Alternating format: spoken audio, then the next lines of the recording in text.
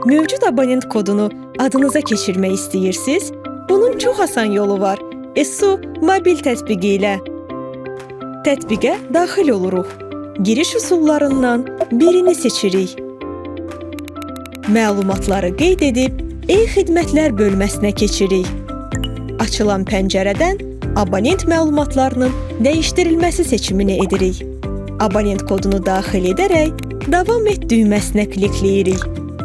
Növbəti addımda çıxarışın reyestr və qeydiyyat nömrələrini xanalara doldururuq. Sonrakı mərhələdə əlaqə nömrəsi, elektron poçt ünvanını qeyd edib, tələb olunan sənədləri əlavə edərək göndər düyməsinə klikləyirik.